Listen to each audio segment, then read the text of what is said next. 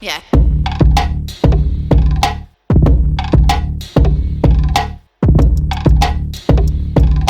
Welcome to the Rhinebeck Scoop. I'm your host, Jennifer C., and I'm dishing out social commentary about our beloved town. If you like the show, please give it 5 stars on Apple, Spotify, or wherever you listen. Also, tell a friend. Rhinebeck, this is your radio show, so give me topics you would like me to discuss. DM me, email me, or leave me a voicemail. I will keep you anonymous unless you specify. Today we are discussing my village comp plan and my advice for the spongy moth caterpillars. All right, first, let's have a little bougie chat here, Matt. We'd like to wish everyone happy Pride Month. I think that's pretty exciting. I have also heard that it is Men's Mental Health Month. So how do you feel about your mental health? You feeling pretty good? I think so. Okay, good. And if you're not, we always encourage people to go and talk to a mental health professional. Okay, so let's move on to the Chronogram article. This was the one where I said the person who interviewed me was a really good interviewer and I would tell him all my deepest, darkest secrets. It is Andrew Ketchia. I think I'm pronouncing that right. Chechia, he told me. I'm going to say it's Ketchia because he has a last name that's hard to pronounce and so it's do catchy. I. Yeah, it's catchy. So what did you think of the article? What did you think of what he said about Radio Free Rhinecliff and this podcast in the article? It was a nice mention. I really liked the call out. And he got to the crux of what you're doing in terms of binding community together. I thought that was a sweet little piece. I thought it was really nice. I was very happy with how it turned out. So thank you to Chronogram. There's a very nice photo of Matty in there. If you look to the community photos, you can see him and it's really good. So Matty, do you feel special? Do you feel like a model? No. It was a nice photo though. It is a really good photo. So the only gripe I have is from you, Matty. Jen got a little bit of reckoning past couple episodes, so I'm going to give you a little reckoning today. You had said in the article that you've heard in the farmer's market, or you've heard when you've gone to the farmer's market, that people really like the Rhinebeck Scoop, but you never tell me. I thought we had talked about that, but I will say, not to diminish the Rhinebeck Scoop, that was also a general term. It has been said to me about the Rhinebeck Scoop, but about other shows as well, about many shows. You walk through the farmer's market and you get feedback. What I was making the point in the article was that that kind of shared experience, I think, is unique and it builds community because you have different people around the community who are sharing in the experience of listening to potentially an interview or listening to you talking about Boujee Banter. Or, any of your observations about driving conditions.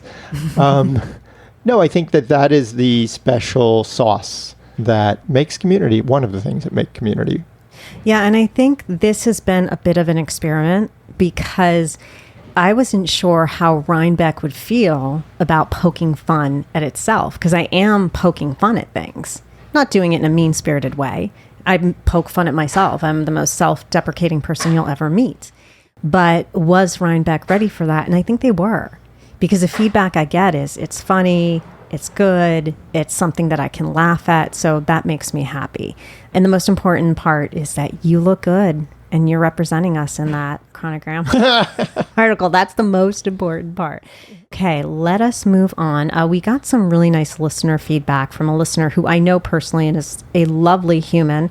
And I love this feedback. I want to thank Jennifer Hammoud for sharing her perceptions on a very heated and complicated topic discussed on the Rhinebeck Scoop. Those of us who have lived here for a very long time understand how complicated a local issue can be when you know all of the people involved. Her comments were very insightful and diplomatically presented. I was trying to articulate how I was feeling, and her words really resonated with me. Thank you for all you do on Radio Free Rhinecliff. I love the Rhinebeck Scoop and enjoy listening to your other programs as well. I appreciate all that you do. Keep up the good work. Thank you so much to the listener who said that. I know you personally. You're awesome. But I do want to say that there's a little bit of favoritism here at the Rhinebeck Scoop that I noticed this morning, or I should say at Radio Free Rhinecliff, and that is Matty comes into my show wearing merch from another show, and then with customers here at the Epicurean promotes the other show. You've got to get your own swag. We encourage all hosts This is an inspirational piece of swag to make you realize what you're missing out when you haven't given us designs for your swag. Okay. I'm going to have some really good swag. I'm going to really think about it, and people are really going to want to buy it. No doubt. That was why I'm trying to inspire you. All right. So no favoritism. I didn't say that. You know that I'm wearing swag from my favorite show. Ouch. Oh my gosh. That is so painful. All right. Let's move on to some Boujee Banter. And we had a wonderful thing happen called the Village Comprehensive Plan, or the Village Comp Plan. And I read it. I did. Not fully read it. I would say I skimmed it. And then I listened to Norm's episode with Lydia Slabby and Matt Johnson, and they are the creators of the Village Comp Plan. I found that it was very impressive, very well thought out, some things that I hadn't thought about. I really liked the interview because it brought forth a lot of the most important points. However, they did miss a few things. And I would like to add Jennifer C's Village Comp Plan. So you ready, Matty? I'm ready. Okay. Number 1, here's what I would do. More restaurants open for lunch, including Market Street. I don't like this whole thing where restaurants here open at 5. I also don't like where they close in the middle. So they're open till 2:30 and then they open again at 5. I do not like that. That's very European. It's siesta time. Yeah, it is very European, but I like having lunch at off times. I like having a nice late lunch, early dinner, a nice dinner. And that really limits me. So what do you think about that? Oh, I think that's totally reasonable. I would add that I think they should all be required to be open for breakfast.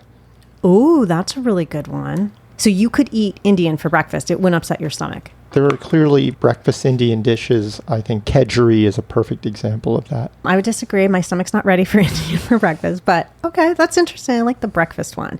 Number 2, when shrooms are legal in New York State, we should get a shroom dispensary and use the Village Green for shroom parties. Sounds perfectly reasonable. Sounds perfectly reasonable. Good for the kids, good for the community, good for the environment, good for everyone. Yeah, for sure. Number 3, don't take away parking. This is my big thing because they kept talking about in the interview. And then when I was reading some of the plan, they were talking about taking away parking and how they want to do some very interesting things with parking. And if you look at everything, they're going to make green spaces, which are awesome, but there's going to be no parking now, or the parking's going to be much farther away. You're laughing. I don't care about parking. I don't drive. I would implore them to employ congestion pricing here now that they've gotten rid of it in the city for the moment. Yeah, I think that because I drive a large vehicle. Now I'm going to get some hate mail. No, because I drive a large vehicle, I think that parking is a big deal for me. I do like parking, even though I am fully physically able-bodied. I do like it right next to where I'm going. I do not want to walk a couple of blocks. I understand. I lived in the city. I would walk everywhere. I would never take cabs. I would take the subway, unfortunately, but when I could, I would just walk everywhere. So I understand that concept. But when I have my nice big vehicle, I want to park it wherever I want. I just think you should pay extra for that. Yeah? You think I should be... Bigger the vehicle, the more you pay. I would go with specialized meters so that everyone with non-electric vehicles pay more than electric vehicles. I have to say that I don't understand, people don't understand the impacts of these electric cars in the sense of, from what I've read, they don't know what to do with the shells of these cars. They don't know how to recycle them. So as these electric cars get older, now we're going to have all these parts which are not recyclable. So I'm confused on that, why electric cars are so good on that way. Number 2 is I knew someone with a Tesla. Sorry, guys, I'm about to shit all over Tesla. But I knew someone with a Tesla, and they were going literally 4 miles per hour, hit someone in front of them, and the Tesla was like a tin can. That is a weird type of fiberglass that doesn't protect you at all. So I don't understand why you want to spend that much money and not be protected if you get in a car accident. When I drive my big vehicle, everyone better watch out, because if you hit me, then you're going to be in trouble because my vehicle can take the impact no problem. This is a whole other conversation, I have to say.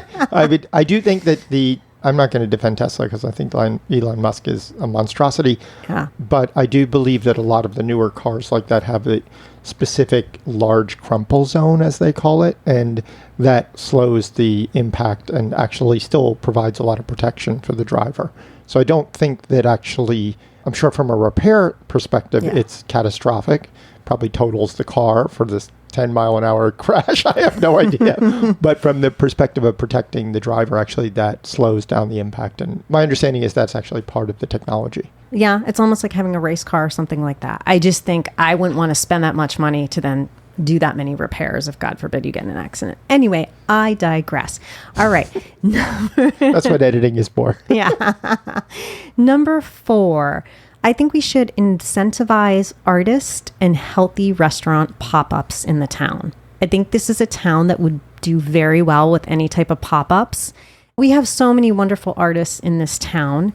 Again, I don't want to belabor this point, but we need more healthy restaurants that don't use the industrial seed oils. And I think that if we could have some pop-ups and just kind of influence that, that would help. Well, now you're getting to like actual serious suggestions, I feel like. Before they were jokey.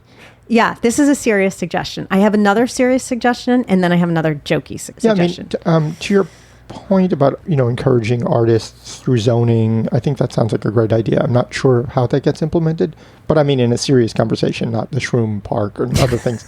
I think zoning, encouraging artists, community sounds fantastic.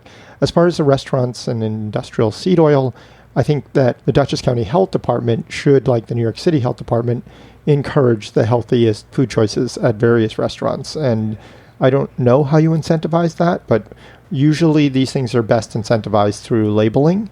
So if you require labeling at restaurants that could show the benefits or the not such beneficial items, that might be a way of encouraging restaurants to do better in terms of what they're serving, because people see the transparency is usually the best way to deal with that. That makes sense. Yeah. I mean, the restaurant I love and I go to, all they use is butter and olive oil, and I just encourage people to do that, but I also know they have to raise their prices in order to do that. Yep. So there you go. It's a catch-22. Okay, I have one more serious piece of advice, and then I'm going to go to something more jokey, as you like to say. Number 5, be careful of the building materials you use. I keep seeing in the village comp plan that we're going to build these things and do second stories and everything. And I'm all about that, except people don't realize that the building materials nowadays, such as compressed wood or cardboard, yes, they do use cardboard to build. That is an absolute magnet for mold, because if you get that a little bit wet and it's humid, you are now creating a terrible mold toxicity situation, and then we're going to have another situation on our hands. So make sure when you build, it's wood, if you can, hardwood, and lots of airflow in these buildings. Be mindful of crawl spaces, basements, HVAC, and heating ducts, because that is where mold loves to grow. So that is a very serious thing to me. But also, I have been dealing with mold toxicity for a year now, and it's cost me a lot of money and a lot of time to get this all out of my system, and I would not want to create and wreak havoc for someone else. Okay, number 6, Norm needs to cut his fucking grass. That literally sent me on a spiral. Do you remember what he said? Can't remember. Because I just listened to this. He said that he likes his grass to grow a foot. And his neighbors don't like it. They give him the hairy eyeball, which I like when he said that. But he said for environmental reasons that he likes his grass to grow a foot. Norm, you know I love your podcast, but I'm going to tell you here that apparently you must love Lyme disease, or you've never met anyone who's had a terrible case of Lyme. Lyme is very similar to mold toxicity. You get the same symptoms. So I know almost what it's like to have a bad case of Lyme. It's very, very similar, and it's very similar in protocol. So I just don't agree with Norm not cutting his grass. And I swear, if I see that and I find out where he lives, I am going to go over there at midnight and I am going to cut his grass. What are you laughing about? I don't believe in lawns to begin with. I think they're a terrible environmental wasteland. And there are ways of having a lawn that you don't need to cut. You can use the seed mixes that are known as no-mow lawns, where they just don't grow very high. or you can do a clover lawn. There are a lot more environmentally friendly ways of having a lawn-like atmosphere. So now let me ask you, what are your additions to my village comp plan? There's a lot of talk about workforce housing, and of course that's admirable and makes sense. But I don't think we have enough housing for stray cats. And I think that we should have housing for stray cats. And on that same note, we should zone for cat cafes, which are very popular in Japan. There's 1 or 2 in New York City, along with some dog cafes. I think that we need more cat cafes. We need more cafes, period, actually. We don't actually have a really good cafe in Rhinebeck. Wait a minute. What about the Starbucks sitting in the middle of Tops? You don't like that?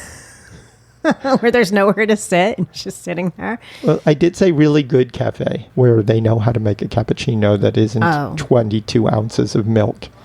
And they actually use good coffee beans, but also know how to grind them and know how to make them. And I don't know why we don't have a good cafe. One that you could sit down in and actually have a really good espresso-based beverage. It doesn't exist in our town. I don't know why. It is weird. I will say that because there are so many coffee upscale connoisseurs like yourself in this town. I mean, we have good mixed drinks, for example. You can find a good mixed drink in this town. What do you call it? I don't drink. Cocktails? The term was first used in Hudson. But anyway, go on. Oh, that's really interesting. But yeah, we don't have that, and I agree. Or there are nice places to sit down. I like sitting down at Bread Alone, sure. All of that. Maybe another option, I agree, which is a little more upscale where you can get your super snotty coffee. I like the idea of the cat cafe. I like the idea of more cafes. But I do not like the idea of the stray cat building because apparently you've never lived in Eastern Europe, and I have. And stray cats go into the building so much and pee all over them that you would look for a building to live in that people wouldn't allow stray cats. Well, but this is why you need stray cat housing, so they're not going to be going into buildings. But it's just going to be peeing all over the building, these cats. They need a stray cat rescue area, and then we need more stray cats. I don't think I've ever seen a stray cat in this town or a stray dog. Yes, we need it to be like Istanbul. Okay, I haven't been to Istanbul. There's tens of thousands of stray cats. No, I don't want to do that. That does not interest me. But I do like the idea of the cat cafe. And I like the idea of bringing a dog cafe too. Oh, sure. I love dogs so that. much. Sure. Those are really good suggestions. Thank you, Matty. So I just want to say to Lydia and to Matt, would you please consider our suggestions? They're very good. We can sit down over a coffee. We can talk it out. I really would encourage the shroom party, especially. I happen to know Lydia likes cats. Oh, does she? Okay. And then we can talk about the cat cafe. So let's move on to white people problems. And I want to talk about our favorite subject, which is the spongy moth caterpillars. And I actually have some suggestions for people. A lot of suggestions today, Matty. A lot of giving advice today. I don't know why, but I am not a health professional. Please consult with a doctor if you would like to attempt anything I say in this episode. I deal with something called mast cell activation. And mast cell activation is often left over from mold toxicity. It's something a lot of people have when they have inflammatory bowel disease. They don't know it.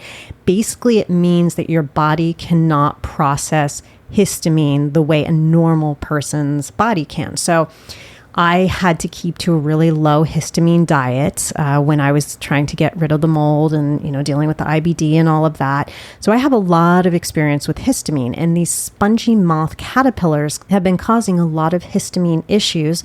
I've been seeing this on the Nextdoor app. I've actually been reading that people are going to urgent care and getting steroids because they're having such bad responses to these caterpillars. I wanted to talk about my advice to naturally deal with histamine. And I'm going to give you 3 pieces of what I think are solid ideas. So number 1 is quercetin spray. Be careful. It's strong. Quercetin is something that they use a lot for seasonal allergies. I like to use it in a spray. I spray it on my tongue, but you have to realize it has kind of a Benadryl reaction, so you can get really fucked up on it. And if that's your, if you really want to, I guess you could, but you get a lot of wooziness and everything if you overspray, so you really have to read the directions on that. And number 2, this one is my absolute favorite. And if you wanted to ask me, this is the one that I would say do out of anything else. There is a histamine imbalanced essential oil from Vibrant Blue Oils. And if you order that, it's expensive. It's like $50, but you have it for the rest, for years and years. You dab a couple of drops behind your ears and it stops the histamine response in your body.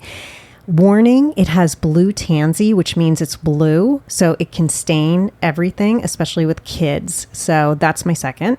Number 3 is there are capsules you can buy on Amazon called Histamine Digest. You have to make sure that, again, you read the directions, you take one. That really helps. Now, you're not going to use all of this at once. You're going to pick one. These are my remedies for you.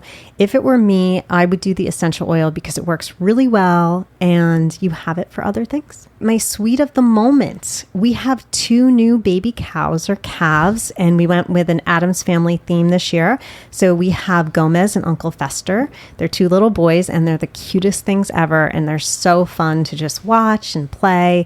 And I was hoping for a girl that we would keep and her name would be Wednesday. So I'm still waiting for my Wednesday. My sour of the moment is, Matty knows my sour of the moment, but I have to unleash here, is my voice sounds awful on Spotify. It sounds so bad. And on all my other podcasts, my voice sounds great on Spotify. But I'm not kidding. It sounds great. Must be how I'm speaking into the microphone because you sound great. Jen sounds great. And we talked about this, right, Matty? How you said I thought you were talking too loud. I think I get too excited and maybe I'm talking too high. I know the Le Petit Bistro episode, that episode on Spotify made me cringe because I was speaking so high because I was nervous. Because I was talking about, just a crucial topic.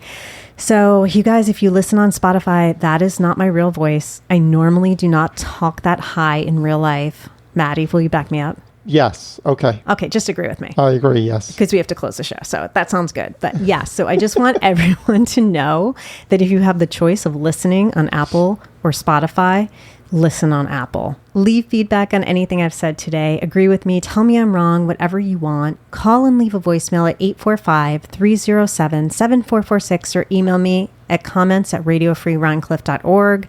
Follow me on Instagram at Free Spirit Podcasts. This radio show is produced by me, Jennifer C., Matty Rosenberg, and Jen Hammoud at Radio Free Rhinecliff.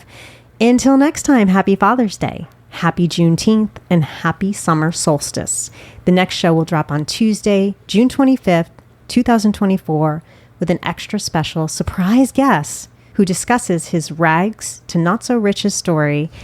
And he has a very special, what does he mention, Matty? Yeah, his very special hall pass pick. Oh, yes. Everyone has to listen for that. See you in 2 weeks. Love you, RBK. Yeah.